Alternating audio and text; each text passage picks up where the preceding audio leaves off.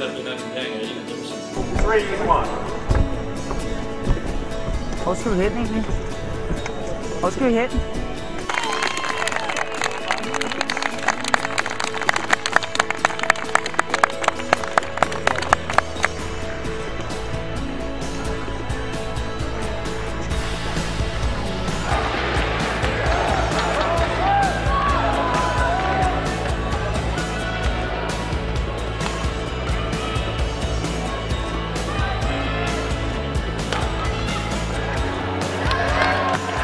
Det er helt anderledes. Her har du det live.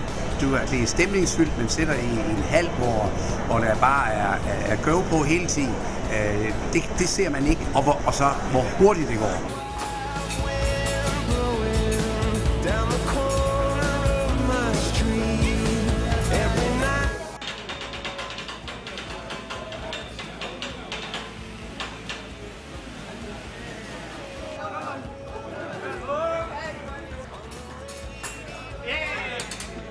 Altså selv det mindste lille råb en gang, men det kan være med til at lige det kan måske være det afgørende, det der lige får ens tanker til lige at vende.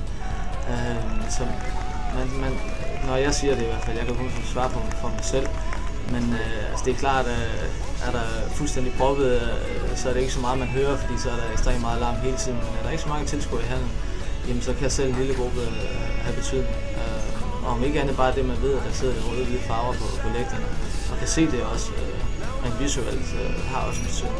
Det er jo fantastisk, at vi kan have vores lille supportergruppe med herover. Det er noget, vi spiller, vi altid elsker at have, så jeg synes, det er sjovt at komme og snakke med dem og fortælle dem lidt om dagens kampe, lidt om træning og så videre, så det var helt fint.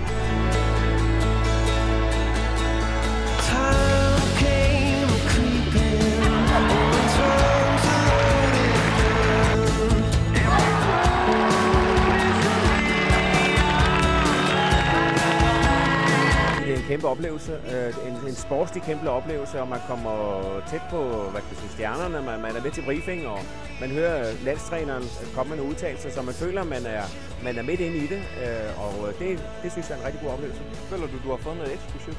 Ja, det vil jeg sige. Jeg føler virkelig, at jeg har været helt med på beaten, altså næsten stået og holdt dem i hånden, inden de skulle ind og spille, så og kunne næsten føle med dem også, så det har været rigtig fedt.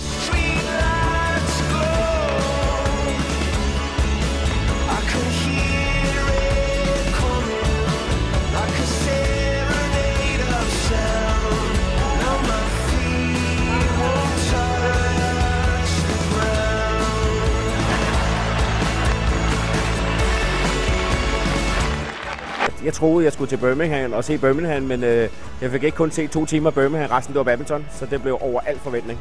I badminton, der tror jeg, at man har væsentligt større mulighed for at komme tæt på de allerstørste stjerner, end man har i mange andre idrætsgrene. Det vil sige, at man kan følge det på endnu tættere hold, og det er trods alt de bedste badmintonspillere, der findes på jordkloden. At se dem og kunne følge dem på tæt hold, det er stort. Det er bare federe end at se det i fjernsyn. Altså atmosfæren er helt speciel, og man kan følge de danske spillere så tæt på, som man kan.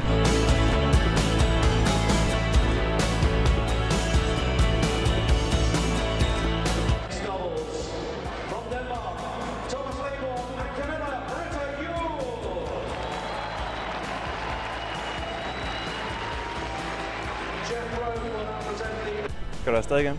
Det er helt sikkert. Det er noget, der bliver puttet ind i vores kalender, at det skal, jeg tror, det bliver en årlig begivenhed.